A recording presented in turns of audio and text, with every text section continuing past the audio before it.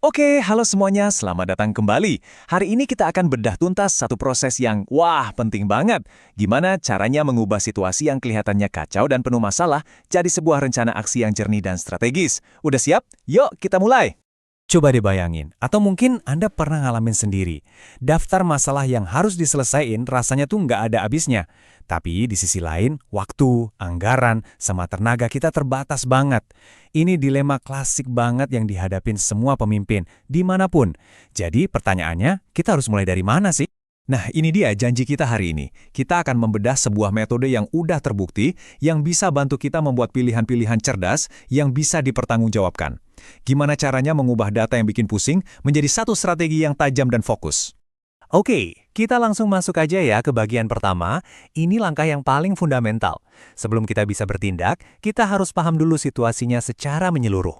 Kita harus bangun gambaran lengkap tentang apa yang sebenarnya terjadi. Inilah yang kita sebut analisis situasi. Jadi, analisis situasi itu, jangan salah ya, ini bukan cuma soal lihat angka doang. Ini tentang menggali cerita di balik angka-angka itu. Katakanlah, datanya bilang keluhan pasien naik. Nah, analisis yang bagus tuh nggak berhenti di situ. Dia akan gabungkan data itu dengan konteks kualitatif. Mungkin aja lagi ada renovasi gedung yang bising. Tujuannya adalah menjawab apa sih yang sebenarnya terjadi dan kenapa ini bisa terjadi. Nah, analisis yang komplit itu selalu pakai dua kacamata. Ibaratnya, pertama kita melihat keluar untuk paham faktor-faktor eksternal yang mempengaruhi kita. Dan kedua, kita melihat ke dalam untuk memeriksa gimana sistem kita sendiri berjalan dari hulu ke hilir. Buat melihat keluar, ada alat keren namanya Pestle. Anggap aja ini radar kita. Kita gunain radar ini buat memindai lingkungan sekitar kita.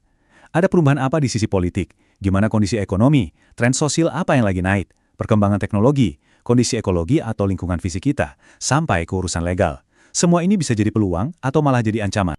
Oke, setelah melihat keluar, sekarang kita melihat ke dalam. Kita bakal petakan alur kerja kita dari A sampai Z. Gimana sih input, kayak staf dan anggaran, diubah lewat berbagai proses atau aktivitas untuk menghasilkan output dan pada akhirnya menciptakan outcome atau dampak yang kita harapkan. Biar lebih jelas, kita lihat contohnya. Lihat deh contoh ini, jelas banget kan? Masalah di level outcome, misalnya kepuasan pasien rendah, bisa jadi akarnya ada di input, misalnya jumlah perawatnya kurang. Atau mungkin masalahnya ada di proses, kayak waktu tunggu pasiennya kelamaan. Ini nih yang keren, kita jadi bisa nemuin akar masalahnya, bukan cuma ngobatin gejalanya doang. Oke, data dari luar udah dapet, dari dalam juga udah. Terus diapain? Nah, langkah berikutnya adalah mengubah semua tumpukan informasi ini jadi beberapa isu strategis yang jelas, yang bisa kita tindak lanjuti. Ingat ya, tujuannya di sini bukan bikin daftar masalah yang panjangnya kayak rel kereta. Justru sebaliknya, kita mau fokus ke masalah inti yang paling punya dampak. Idealnya, kita kerucutkan semua analisis kita jadi sekitar 5-7 isu kunci. Nah ini quote penting banget. Ini kayak aturan mainnya nih. Kita butuh dua-duanya. Kalau cuma ngandelin data angka, bisa-bisa kita salah langkah karena nggak paham situasinya. Tapi kalau cuma pakai feeling atau asumsi tanpa data, itu bisa bias banget. Kuncinya adalah kombinasi keduanya. Sip, sekarang di tangan kita udah ada daftar pendek isu-isu paling strategis. Tapi tantangan sebenarnya baru dimulai. Langkah krusial berikutnya adalah, dari daftar ini, mana yang akan kita kerjakan duluan? Hati-hati, di sini ada jebakan yang sering banget bikin orang salah langkah, yaitu menyamakan antara apa yang penting dengan apa yang jadi prioritas. Nggak semua yang penting itu otomatis jadi prioritas loh.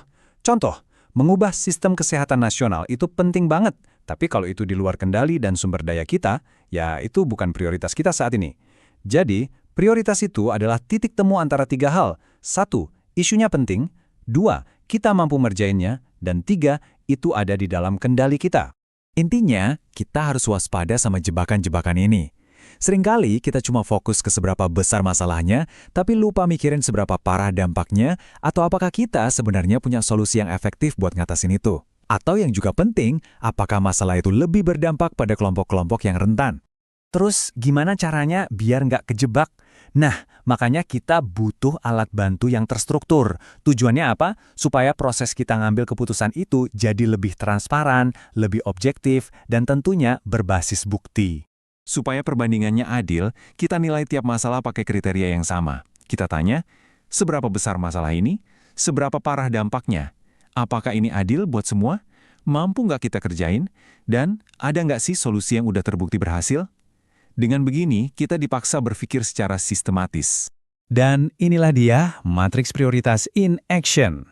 Ini alat yang sederhana, tapi ampuh banget. Yang tadinya mungkin cuma debat kusir, sekarang jadi penilaian yang lebih objektif. Kita kasih skor di tiap kriteria, kita jumlahkan, dan muncullah peringkatnya. Jelas banget kan di contoh ini, kalau waktu tunggu UGD itu jadi prioritas nomor 1. Tapi jangan salah ya, matriks ini bukan satu-satunya senjata yang kita punya. Untuk masalah yang lebih kompleks, ada metode lain yang lebih canggih, kayak metode Handlearn atau MCDA, di mana kita bisa kasih bobot yang beda-beda untuk tiap kriteria. Intinya adalah pilih alat yang paling pas dengan tantangan yang kita hadapi. Oke, jadi kita udah ngelewatin sebuah perjalanan nih, dari yang awalnya pusing lihat tumpukan data dan masalah yang kayak benang kusut, sampai sekarang kita tiba di satu titik fokus aksi yang jelas dan udah terprioritaskan. Jadi, kalau ada yang perlu banget Anda bawa pulang dari obrolan kita hari ini, ingat aja 3 langkah ini. Pertama, analisis, pahami gambaran besarnya.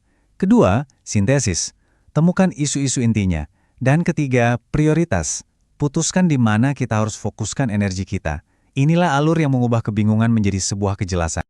Kerangka kerja ini bukan cuma teori loh, ini adalah alat yang bisa Anda pakai buat memimpin dengan data, dengan bukti, dan dengan kepercayaan diri. Jadi sekarang coba deh pikirkan konteks Anda sendiri. Dengan kejelasan baru ini, tantangan apa yang siap Anda hadapi dan prioritaskan?